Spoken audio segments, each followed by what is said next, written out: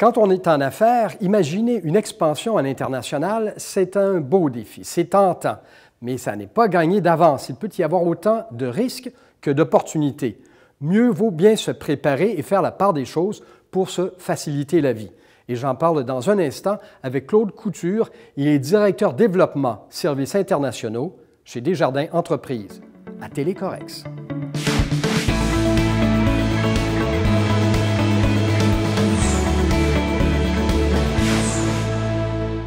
Avant d'entrer dans le vif du sujet, je suis curieux, je ne dois pas être le seul. Ça fait quoi un directeur développement services internationaux? Quelles sont vos fonctions?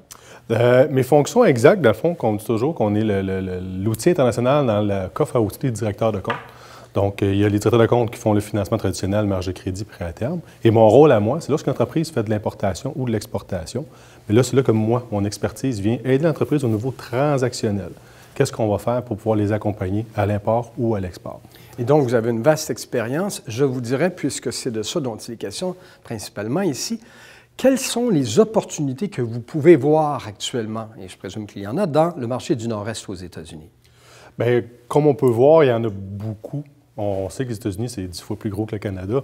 Donc, pour une opportunité au Québec ou au Canada, il y en a 10 fois plus de l'autre côté aux États-Unis.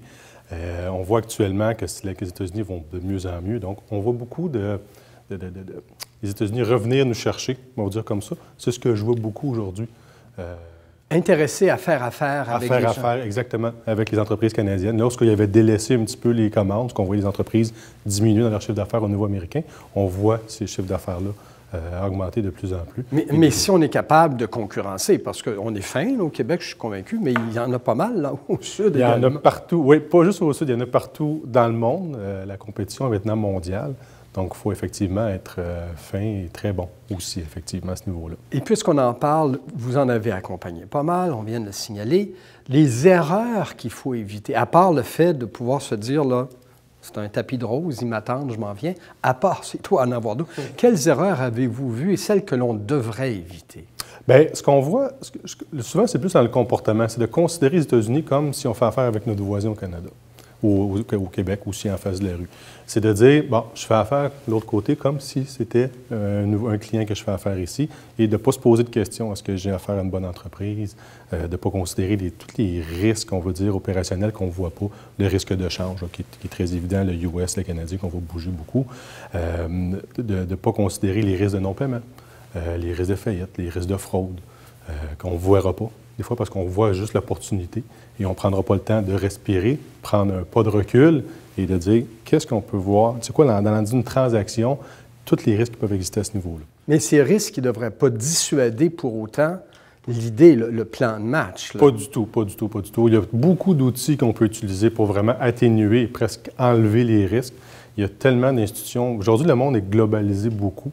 Là, on parle ici du Nord-Est américain, mais ce qui s'applique au Nord-Est américain s'applique partout dans le monde et vice-versa, dans le sens que les expériences qu'on a acquises ailleurs, à faire affaire avec la Chine, à faire affaire avec l'Asie, à faire affaire avec l'Afrique, on peut les appliquer aussi des outils qu'on peut appliquer dans le Nord-Est américain. Parce que, des fois, une transaction peut être bon, de 1 000, 100 000, 200 000, ça peut être 1 million, 2 millions, 10 millions. Et l'impact sur l'entreprise n'est pas nécessairement le même. Perdre 100 000 pour quelqu'un peut être catastrophique, comme l'autre perdre 2 millions peut ne pas être dérangé du tout. C'est-à-dire à sa juste mesure, mais vous venez de mentionner ces chiffres.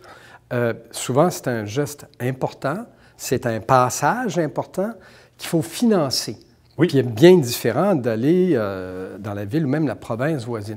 Et ça, il y a aussi ce risque de... D'abord, il faut le trouver. Oui. Et il y a des risques à cet égard-là. Il faut se prémunir. Tout à fait. Il faut se prémunir. Lorsqu'on a une commande, on n'a pas de... Moi, je pourrais vous dire ça, on n'a pas de lien vraiment sur le paiement qu'on peut recevoir, autre que la bonne foi si on ne fait rien.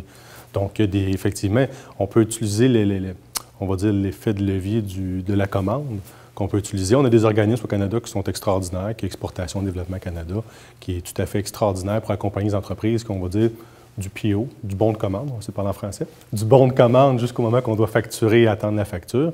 Et tout au long de ça, il existe des outils qu'on peut prémunir à 100 % les risques et EDC est un outil extraordinaire pour amener le financement lorsque les institutions financières traditionnelles ne feront pas nécessairement.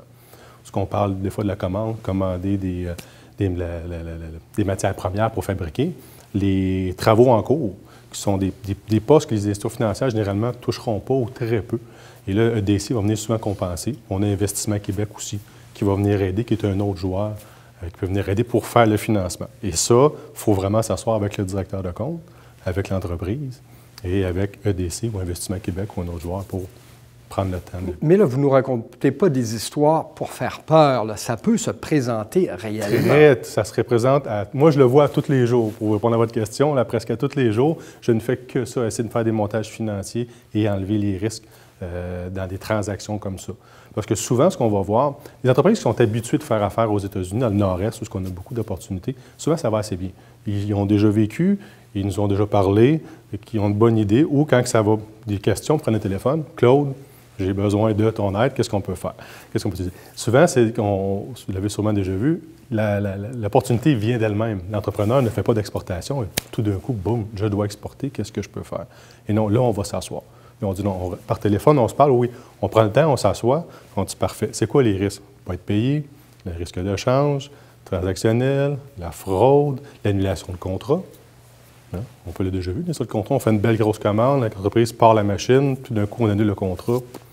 On vient de fermer les... Mais je me dis, oui, mais tout de même, les États-Unis, c'est un État de droit. Il y a des lois. On ne peut pas simplement être cavalier de cette façon-là. Il y a une forme de protection qui existe quand même.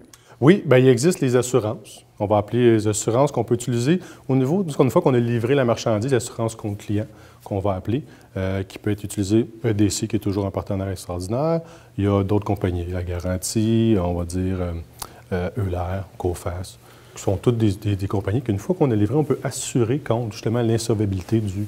Mais il y a aussi les tribunaux, éventuellement. Sauf que là, ça doit être assez compliqué, merci. Bien oui, mais là, on va... Il reste toujours les formes légales traditionnelles où est-ce que j'ai eu une fraude? Est-ce que j'ai un litige commercial? Est-ce que j'ai fait une copie? Est-ce que, effectivement, c'est de la fraude? Mais là, on embarque dans des choses très coûteuses, très longues, très fastidieuses. Il faut être très patient des fois. Et il faut oublier que les Américains sont très protectionnistes. Alors, c'est pour ça que vous dites, ça, c'est dans le pire des cas, mais mieux vaut imaginer le pire pour s'assurer que ça fonctionne bien. Et c'est ce sur quoi vous travaillez, de faire en sorte que les balises soient placées pour que ça se déroule harmonieusement. Exactement. On travaille toujours, comme on dit, que les entreprises... D'un, comme vous dites, le pire scénario, c'est comme une assurance. L'assurance maison sur le feu, pourquoi qu'on en prend? La maison ne passe pas au feu. On en prend toujours pareil. Worst case scénario, ça l'arrive, on est bien protégé.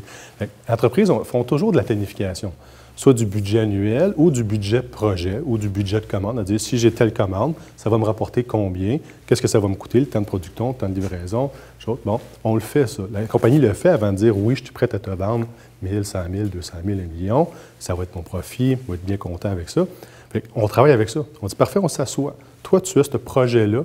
Comment qu'on s'assoit ensemble? Toi, dans ton projet, là, moi, je vois des risques là, là et là. Et les outils qu'on pourrait utiliser qui sont crédit documentaire, assurance, EDC, contrat de change pour le risque de change, on peut les mettre à tel endroit.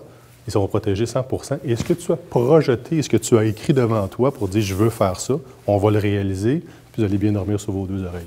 Bien, je vous remercie beaucoup de nous l'avoir présenté, Claude Couture. Merci d'être venu à Télécorrect. Ça fait plaisir.